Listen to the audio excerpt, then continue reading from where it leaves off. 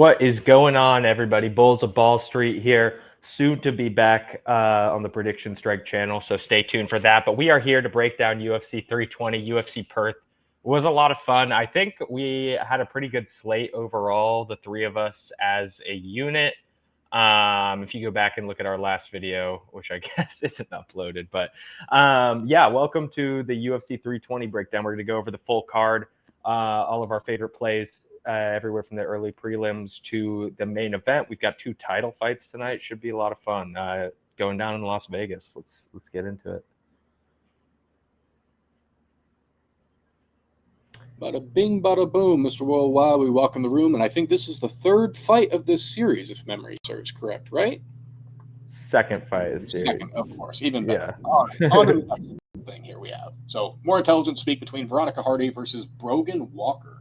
I have never heard the name Brogan before, but I thought that was just a terminology for like James or like whatever his name's.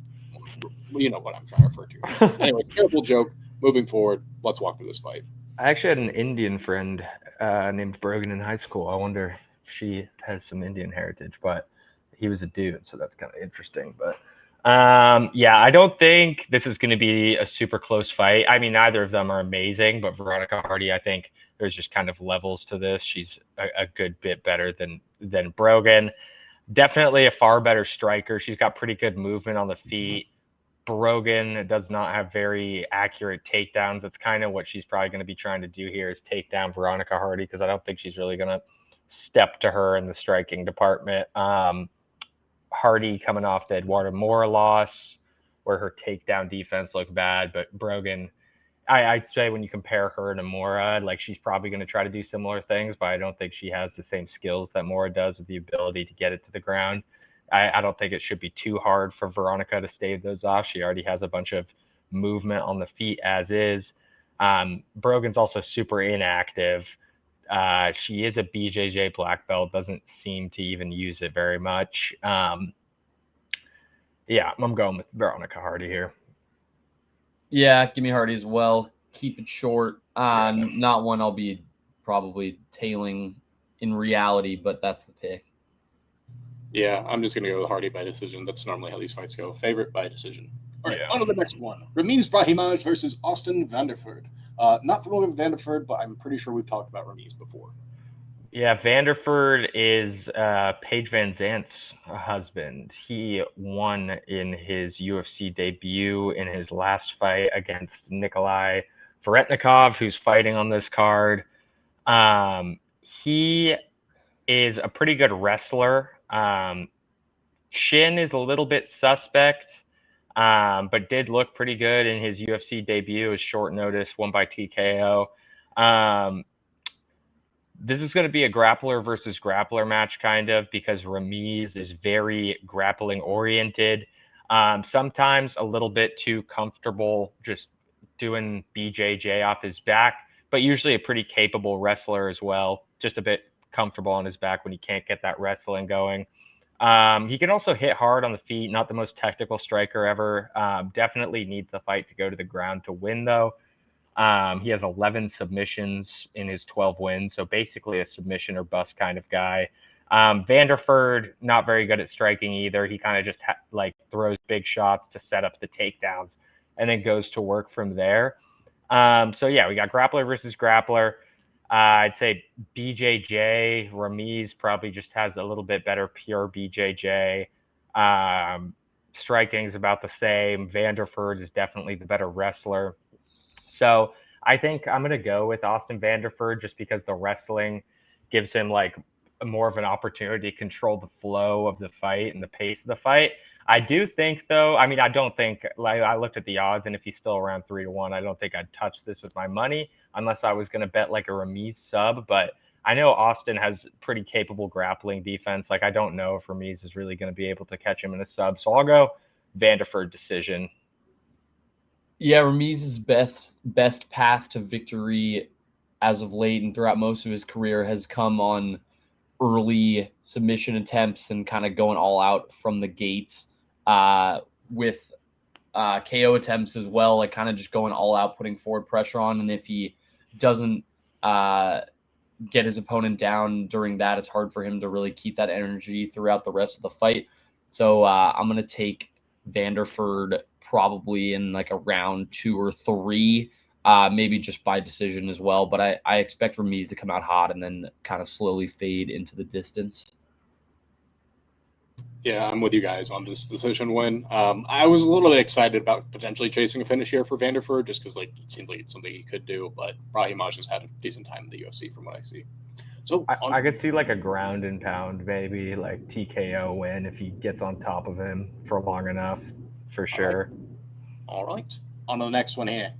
We have Punahele Soriano versus Nikolai Veretenikov.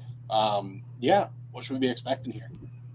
Yeah, it should be a kind of fun fight. We were just talking about Nikolai Veretnikov. He lost by TKO in his debut with Austin, or in Vanderford's debut. But he is a pretty decent striker, very powerful guy, more comfortable on the front foot, I would say. Good kicks, heavy legs. Just a very heavy hitter, also very durable. Not the best takedown defense at 62%. He is coming off a Francisco Prado win where he got a bunch of his own takedowns, or he shot a bunch of takedowns, got several takedowns. Punahele, kind of hard to put him in a box because sometimes he comes out and just wrestles nonstop, and sometimes he comes out and is just looking to strike. Very heavy-handed striker when he does do that, though. Not the most technical guy at all, but very powerful. Definitely will throw in combos. But he's also, he has a wrestling background. D3, All-American wrestler. Takedown defense is kind of terrible despite that at 37%. He's been taken down a ton of times in the UFC. So that doesn't really make much sense. But he did bring back the wrestling somewhat recently. I mean, he was wrestling all over the place against Baeza, but then against Brendan Allen, he basically just tried to outstrike him. And then in his most recent fight, yeah, he was trying to strike as well. He got a super fast knockout over Uros Medic. I'm not a huge on either of these guys. I kind of want to take a swing on Veretnikov just because Punahele traditionally doesn't have the most amazing fight IQ, and he's coming off that 30-second knockout win. So I kind of have a feeling he's going to try to strike with Veretnikov, in which case, like, I think he absolutely loses a striking match with Nikolai, who's a much more, like, composed kickboxing sort of guy than Punahele is, who's kind of just, like, all power, like, definitely has combos. But I think Punahele wins if he wrestles. I don't know if I trust him to do that in this one, considering the Medic knockout. So I'm going to go on a limb here and say Veretnikov knockout. I'm going to take Punahele just because we've seen a tad more of him. I think even if he's not as technical of a striker, I think he clearly has the power to get it done. So he doesn't need to land in crazy volume. He just needs to land one or two of those huge shots. I also think in recent times he's kind of had more of a plan B with his wrestling, and he's kind of been able to navigate a fight a tad better. Obviously, the last fight didn't really give us a chance to see that because he won in 31 seconds, but I think in the fight before that, he was able to navigate the ring a tad better than he had in the past, so I'm going to trust some upward trajectory here and rock with Punahele, but him at minus 225 just doesn't really ever feel like a great play. You're not going to feel confident about laying that much on him. So maybe a pass unless there's a method or something that looks enticing. Yeah, I'm going to go with Punahele by decision. I couldn't really find a reason to be like, oh, there's going to be a finish here. So on to the next one we run. All right, we got Patchy Mix versus Jacob Wicklats. I don't know why, but Jacob looks like he was just from like the lab or something. Yeah. But yeah, let's walk through it. Yeah, I think this should be a pretty fun fight. I think we're actually going to be able to see Patchy Mix do something in this fight because Wicklax is also a wrestler. In his in Patchy's last fight, his UFC debut, the loss to Batista, he was basically just standing around the entire time, looked terrible, embarrassing loss, considering, how storied his background is in MMA. Just been in Bellator forever, basically unbeaten. And then, yeah, obviously the UFC is punishing him for that embarrassing performance by putting him on the prelims against a debut fighter in Jacob Wicklocks. But it should be kind of fun. Patchy, known for his grappling, really dangerous on the ground as far as submissions go. He's super long. He also gets takedowns, very explosive takedowns. Obviously, none of that in the Batista fight, but this one should go to the ground because Jacob is normally trying to get it there. He strikes with a lot of volume when he is striking. That's there to try to get you to the ground, though. He's also super aggressive, like head hunting on the ground, too. Like he's looking for a finish the entire time. Will sometimes he's comfortable with like losing position in order to go for something that's kind of out there. He'll do stuff like jumping guillotines, stuff like that. I'm picking Patchy because I think it's going to be a lot of grappling in this one, and he's obviously the higher level, more experienced grappler and just MMA fighter in general. So I'm going to go Patchy mix. No love. Yeah, I got Patchy mix as well. I think the debut was about as negative for vibes as you could find. I think people had some expectations and felt like he was maybe one of the guys that would move over to the UFC and look great. That was not the case. Could have been some jitters, or could have been just kind of like a tough matchup and getting used to the UFC. But I think he's definitely the more talented fighter in this fight, and I think it's probably a good shot to get into the win column in his UFC career. I'm going to take Patchy Mix to win this one for sure. Feels like a potential piece you could throw in with some other stuff to get some extra value. I don't think there's going to be like a method or anything that I'm super confident in, but it's a nice little piece at minus 300 that you could boost something else with, or put something else you feel a little bit more confident in with it as well to make it like minus 110 or normal odds or whatever. But yeah, I think odds on sorry, I was gonna say could be good odds on like the over takedown props for Patchy because he did absolutely no wrestling in the Batista fight. Yeah. I think we'll probably see those come out a little bit closer to fight date, probably on like Friday or something. But I do think he should probably be like, if he had looked better in that fight or just was making his debut here, I think you're looking at like minus 600 in this fight. So trying not to overreact to one fight too much and take some value here. Mm-hmm. Let's see here. So how would he get the finish here, Jackson? Sub, knockout? What are we looking at? If I had to guess, I would say sub. All right, Patchy mix by sub it is. So let's go on to the next one. We have Macy Kiyosan versus Yana Santos. What should we be expecting here? Yeah, we got a ladies fight here. Chasson is a striker generally, but she's definitely been mixing in some wrestling as of late, a bunch of takedowns recently. Kind of switched up her style in her recent, I would say 5 fights, just because she would mostly just sort of strike from range. She's got a Muay Thai base, and she is good at doing that. Not super high volume when she's striking, but she does have a positive striking differential.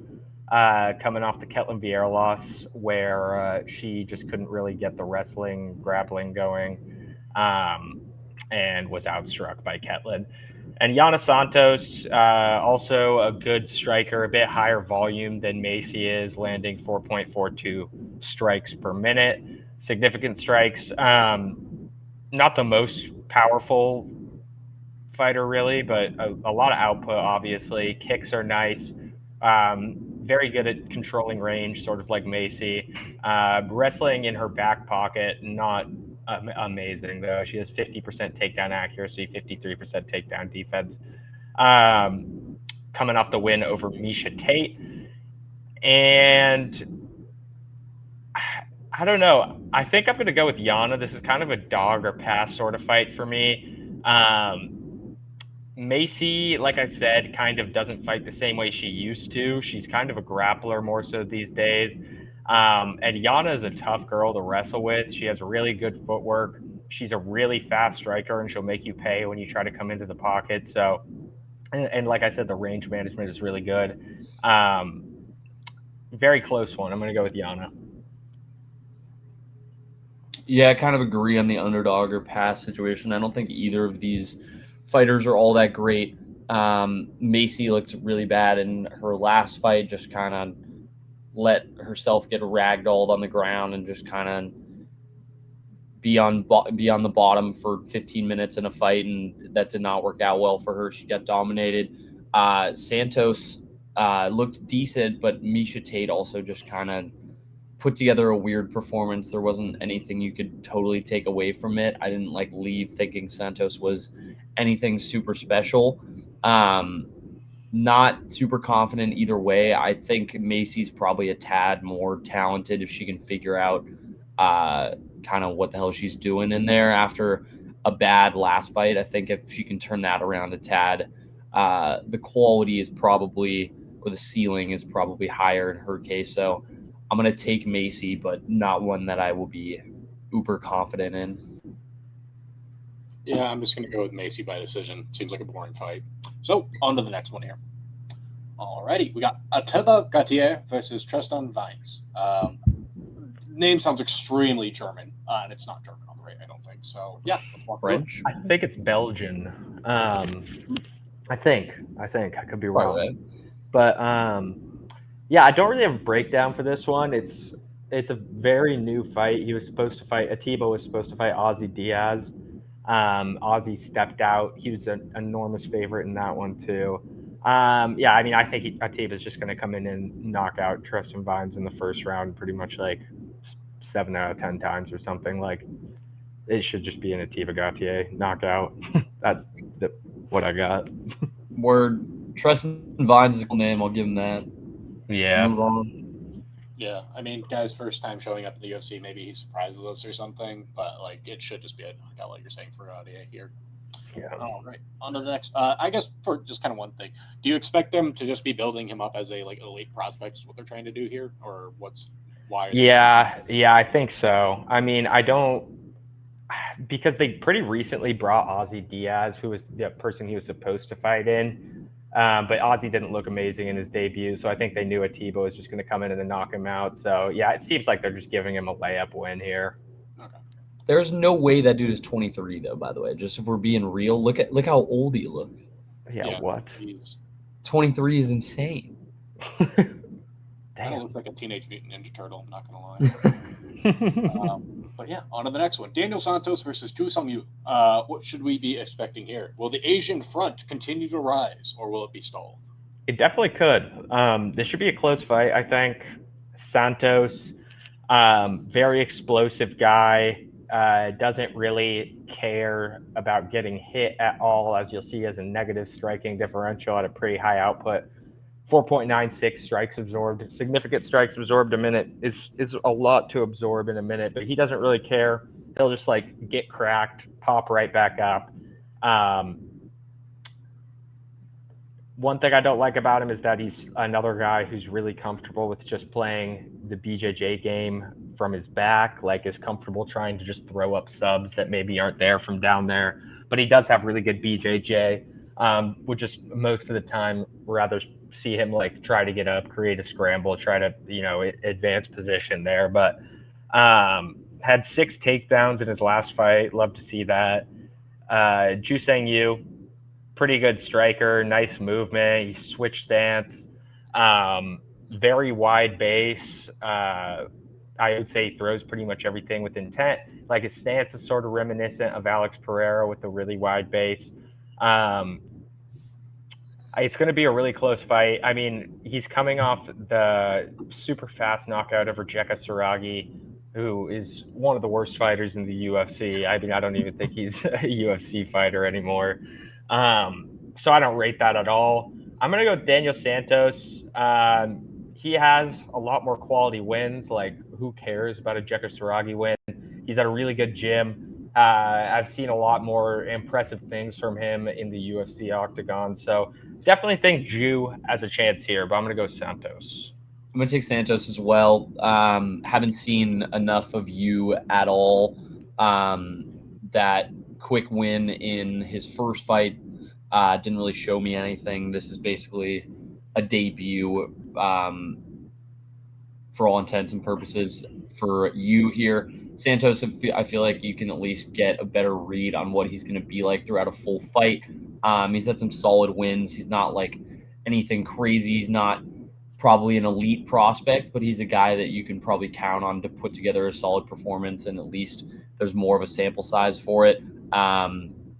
You could end up being a dog in this division, and we will look back on this and probably regret the decision. But for now, with the information available, I'll be back in Santa. No, he's keeping the hype train rolling, baby. We're getting an Asian rising star here. Dragon. He's going to be soaring through the air. We're going to go with Ju Sung Yu by now. The Dragon. He's going to be keeping that hype train going. I have a good energy. I like it. Dude, Daniel Santos is some of the least intimidating tattoos ever.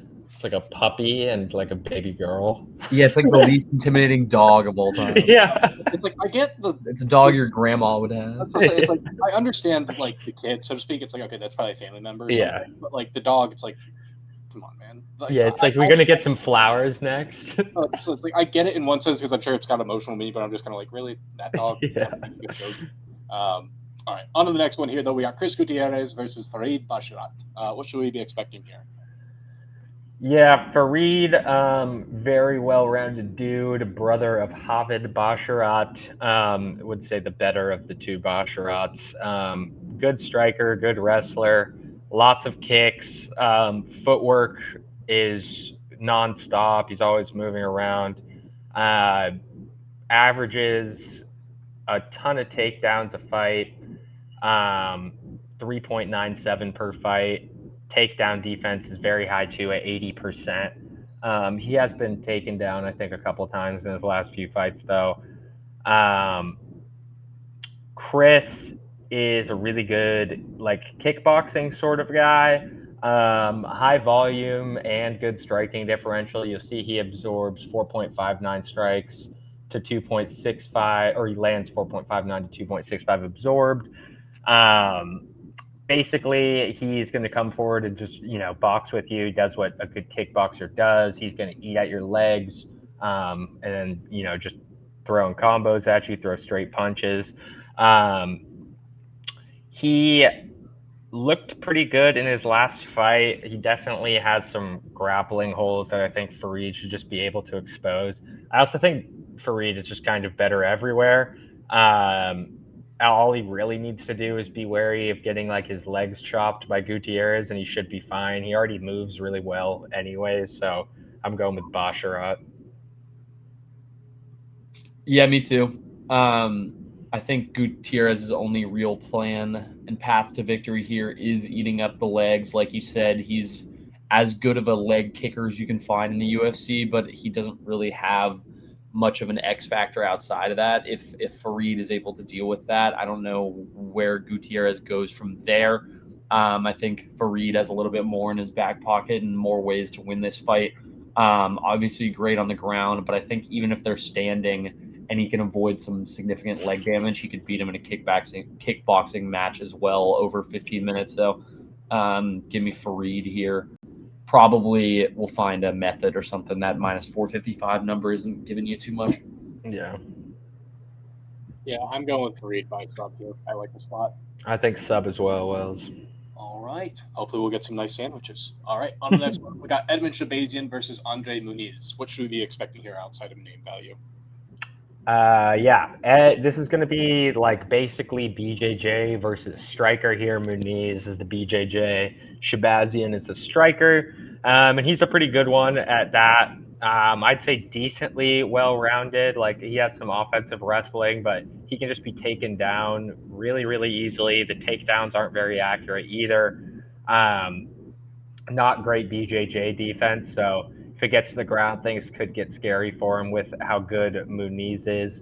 Edmund is coming off the win over Andre Petroski, where the striking just looked a lot better. He did get taken down, but he was able to get the win. Muniz, like I said, grappler, Has some wrestling too. I mean, he's nonstop. It's not very accurate, but he averages 4 a fight. Has some power behind his hands. Striking isn't really his thing, though. He won't win a striking match. His chin is kind of suspect on the feet as well. Coming off the first round knockout loss to Ikram Aliskerov. Basically, BJJ or bust versus, I mean, not knockout or bust, but like a stand-up fight or bust sort of guy in Edmund Shabazian. I think Edmund should win this fight, and I think a good like point of reference is the Gerald Meerschaert fight, where he defended 5 GM3's takedowns, and I think GM3 is a little bit more explosive than Muniz in that department. He also doubled the strikes of GM3, who I would like in GM3 striking to Muniz's. Think the striking gap is probably a lot wider than is the grappling gap here. So going to go with Edmund Shabazian, likely by a knockout. Yeah, I got Edmund in like a round 2 knockout or something like that. He's really strong out of the gates. Tends to gas a tad after that. That seems to be the way he's lost in the past, is making dumb decisions. Like in that GM3 fight, it seemed like he kind of had him in a great spot and then just hunted a little bit too much for that knockout, and then therefore was out of energy, and things hit the fan from there.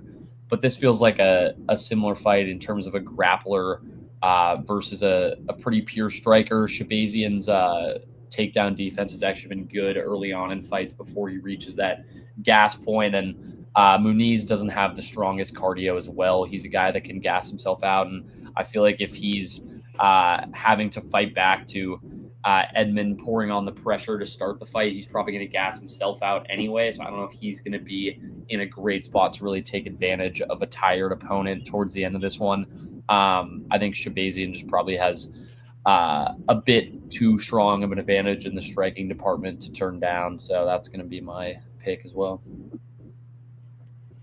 Yeah, I'm just on Edmund by decision here. See if they're able to get to the distance. All right, wrong way. Okay, yeah, right way now. Abus Magomed versus Joe Pyfer. I saw the line for this, and I'm very curious to hear your guys' thoughts. What's the line? Minus 250 for Joe Pyfer. Yeah, that's a bit wide. Pyfer coming off the Kelvin Gastelum fight. He looked pretty good in that. Cardio seemed like it could kind of be better. He was fading a little bit into that one. I don't think that should matter here because Abus is kind of known for gassing as well. So it's like 2 guys who gas going against each other. And Pyfer, other than that, good fighter, well-rounded, has BJJ, hits insanely hard. Basically just keeps laying punches on you the entire fight. Just wears you down with his punches, hits insanely hard, like I said. Abus, pretty good striker, definitely has wrestling in his back pocket. He averages 1.2 takedowns a fight. He has some power for sure striking. He never looks insanely powerful when you watch him, but he can definitely land clean. He is hittable for sure, but he does a good job, I'd say, of transitioning to the wrestling when the striking isn't going his way. I'm going to go with Joe Pyfer here. I think Joe is just better than Abus everywhere. I think he's the better striker. I think he's the better wrestler. I think he hits harder and both fade, which is pretty much like Joe Pyfer. The biggest criticism on Joe is that he gasses out, and he's not going to have to worry about that here because Abus gasses out just as much as him. Abus did beat Michel Pereira, but Michel basically did absolutely nothing in that fight. So I'm going to go Joe. I kind of agree with you, though, Wells. The odds are a little bit wide, but I think Joe is the better fighter for sure. Yeah, I like Pyfer as well. I think he has been showing that he's steadily improving and kind of looking like he's grown in a lot of different areas. Hasn't had crazy tests, I guess, but he did a lot of damage to Kelvin Gastelum, which is impressive. Gastelum's a guy that can still hang in most situations, super durable. So it's nice that Pfeiffer was able to show put some visible damage on him there. I think he has better cardio. I think he's the more powerful striker. Everywhere else seems to be somewhat even, I guess, but those feel like the areas that are strongly controlled by one of these fighters. So for that reason, I'm going to go with Pfeiffer. I don't see him getting dominated in any particular area. So it's hard to find a path to victory for Magomed Ankalaev. Mm-hmm. Yeah, I'm taking a boost by decision. I love Joe, but he's just shown plenty of times that even though he is a very well-planned fighter, the game plan doesn't always match up with reality. So on to the next one. We have Josh Emmett versus Youssef Zalal. At what point are we going to see Josh Emmett throw the gloves in the ring? I think is starting to become a question for me. So let's walk through this fight. Yeah, should be an interesting one for sure. Definitely matters for the rankings in this division. Zalal is on a nice win streak after getting cut from the UFC back in 2023. Emmett, like Wells mentioned, is getting close to the end here. 40 years old, but still legit, still at the top of this division. Been in the top 10 for years and years now. 12 knockdowns in 16 UFC fights, which is an insane stat that I learned today. That's crazy. Yeah, insane. And, you know, obviously they're high-level fights, too, because he's been at the top of the division for so long. But he is no longer, like, prime Josh Emmett, obviously. He's 40 years old. He's getting old. Has kind of abandoned his wrestling a bit, I would say, just because he's, you know, been dropping people. But he is a very good wrestler. He just doesn't really look to wrestle quite as much. He averages about about a takedown fight. But yeah, in his last fight, he did get takedowns. He is slowing down still, definitely has all his skills, I would say. Just doesn't wrestle as much. Zalal, like I said, got cut in 2023, went on that regional run that you need to get back in the promotion. And he's been looking really good since. He's a super smart fighter, very dangerous grappler, very composed striker. You'll see that kind of wild striking differential. He only gets hit with 1.8 significant strikes a minute. It's like, how often do you see, you know, significant strikes absorbed being under 2? He's very, very composed on the feet, very good striking defense. And like I said, a very dangerous grappler too. A bunch of decisions in the UFC. And, you know, he's fought guys like Ilia Topuria, so he's fought really high-level competition at this point. Youssef is the pick. I mean, Josh Emmett could 100% come in here and get a knockout, but I think Youssef Zalal is 100% more skilled. Nobody really wants this Youssef Zalal fight because he's one of those fighters that's not super exciting, but it's just beating everybody, doesn't give you a lot of name recognition. Like, Josh Emmett didn't want this fight at first. I heard, but then he decided to take it. UFC probably just kind of forced it on him because he's getting old. So I think Zalal should win. Yeah, I agree. I think Emmett is probably just a tad too past his prime. I think the skills are there and the power's there, but I just think the pace of a fight is probably not one that he can sustain. Last fight against Lerone Murphy, only put up 1.64 significant strikes per minute in a fight where there wasn't really a ton of grappling going on. So there were all opportunities for him to be throwing these strikes, and that's just not the kind of pace you need. Lerone is a guy that's like a fantastic defender too. He's not even like the most attacking fighter. So that felt like a bad sign. Zalal is a guy that's going to be much more on the front foot than even Lerone was and kind of pushing the pace of a fight offensively. So I'm going to rock with Zalal as well. The one thing to kind of be a tad worried about is while Zalal's a better fighter, it's going to have to be a striking fight just because that's kind of where his primary advantage would be, I guess. He's more comfortable there, but Emmett definitely still does have some power. So you could see a situation where Bilal is outstriking him, and they're kind of in those exchanges throughout the fight, and then Josh Emmett lands 2 big strikes, and it's thrown on its head a tad. So that's the area to be a bit concerned, I guess. How do you think Josh Emmett's chin is at this point? I don't think he's very chinny, but I don't think he also has to worry about getting chinned here too much, really. Okay. No, I don't think he'll get knocked out, really. All right. Then let's just go with Zola by decision. Hyped up prospect is like a finish.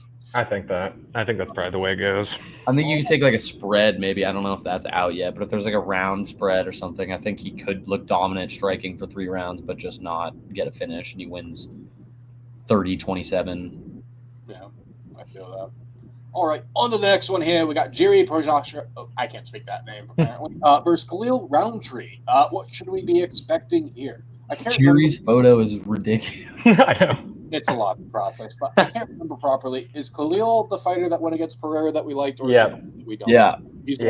He looked really good against Pereira despite losing. Yeah. He won the first 2 rounds, maybe? Mm-hmm. 2 of the first 3. Okay, good to know here. All right, let's walk through it.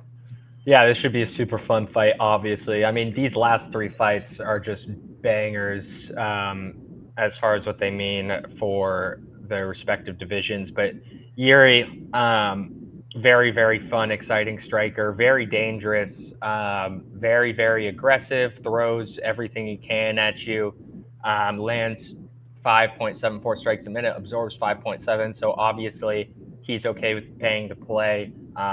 He uses his body as kind of a weapon and is not concerned as much as other fighters are as taking damage, basically. Trusts his chin, not always a bad thing. Sometimes can be, though. He's coming off a finish win over Jamal Hill. Just outstruck him badly in that one. Khalil Roundtree, really powerful guy. Very, very good when he is controlling the pace of the fight. Has a little bit more trouble when he's on his back foot, which is something I'm going to be looking at here. But, he's got a Muay Thai base. He has super fast hands and feet. Very, very strong. 0 takedowns ever attempted in the UFC. Takedown defense is not amazing at 58%. Yuri, 68% or 60% takedown accuracy, and averages about 0.6 takedowns a fight. Not sure what the odds are in this one, but I would imagine Yuri is like a slight favorite. Yeah. Yeah. Khalil's plus 164 and Petraka's around 200 minus. Damn.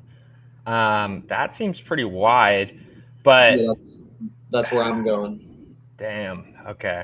Yeah, that's wide. So it could be fun, if you're like doing multiple bets. I'm still going to go with Yuri, but I would preface that as with those odds, I think it'd be fun to like maybe include some Roundtree like method ups in your parlays or whatever for the weekend. But I am going to pick Yuri just because I like how much pressure he applies, and Khalil kind of gets frazzled easily when he's not the one controlling the pace of the fight. We saw that. We saw like how powerful, yes, and how tough he is in the Alex fight, but I think he's going to struggle with just all the consistent pressure from Yuri on that side.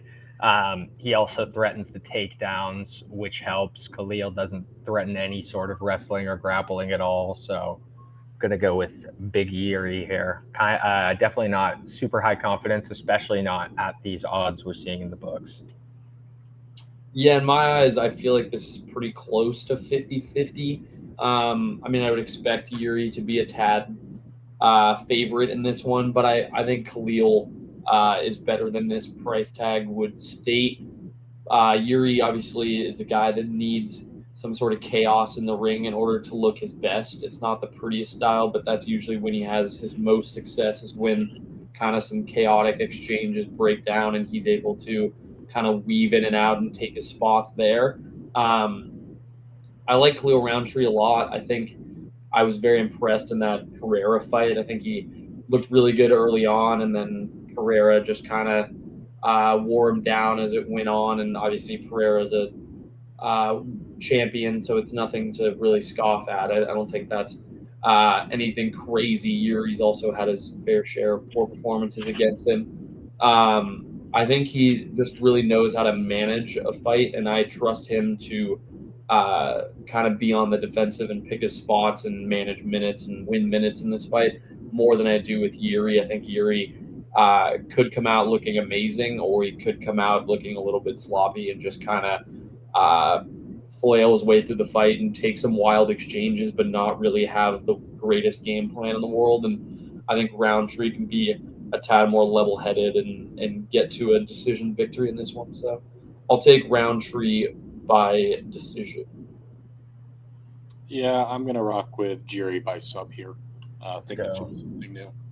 All right, on to the next one here. We have Merab versus Corey Sandhagen.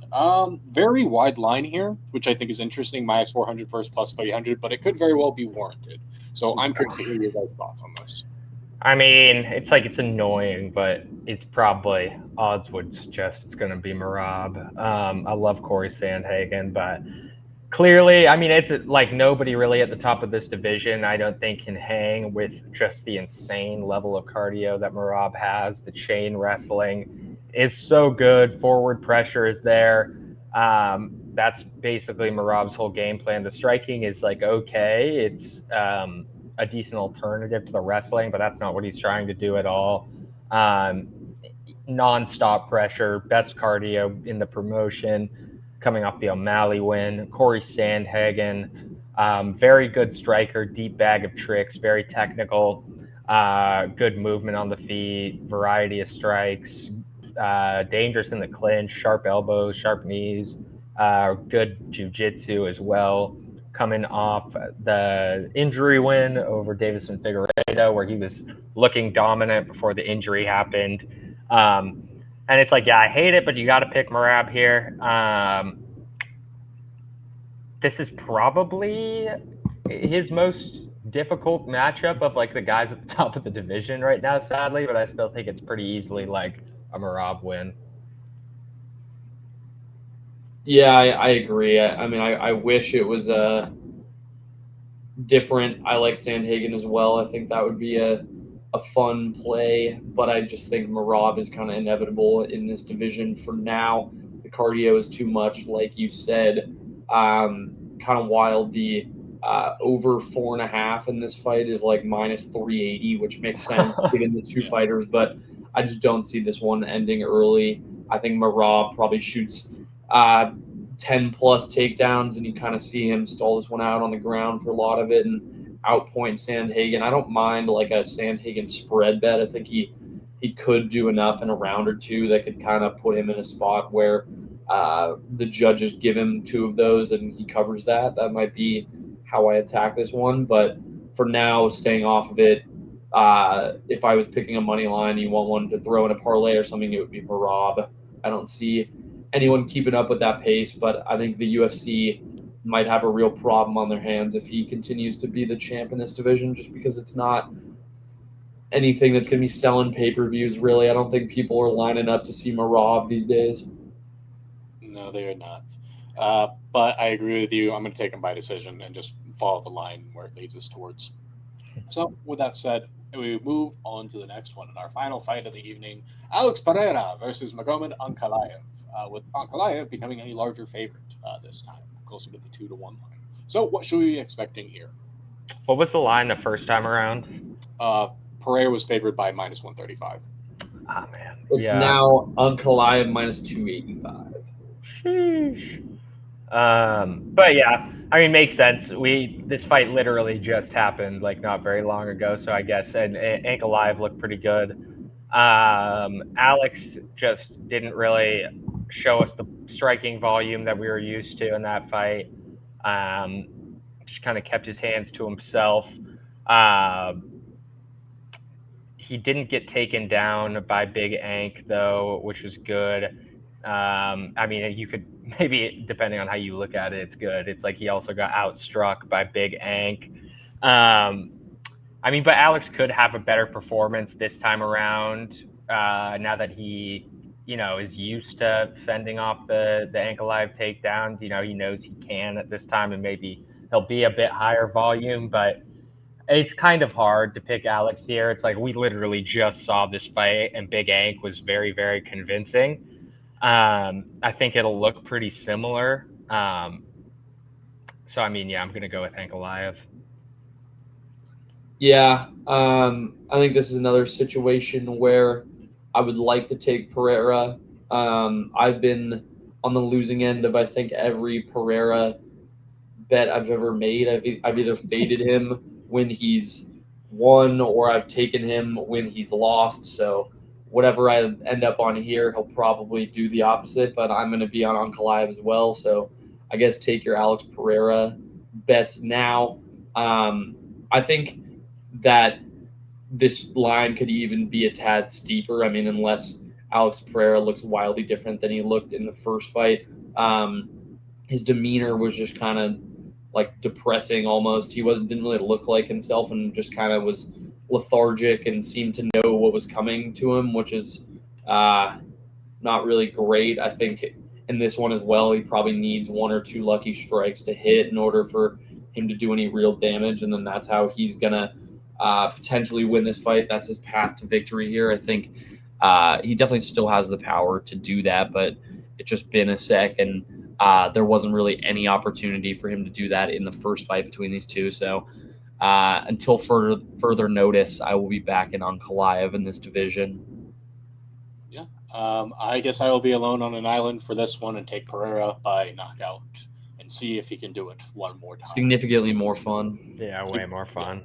It's the fun way, but I know it's the technical bad play, because I agree with what you guys have said in the sense of, like, even though he did successfully stop the takedowns, which is huge in itself, like, it wasn't like, oh, he's avidly doing a great job of stopping this. It's like, no, it's taking his whole effort to stop the takedown. Yeah. And then it's like, conversely, Big Ank is also used to Alex's power now, or at least he knows he can hang a full fight through the power. And he knows the distance too. Mm-hmm. There's a lot of advantages there. But tell us what you guys like down in the comments down below. Appreciate you all. Subscribe if you haven't already. And until next time, peace, y'all. Peace.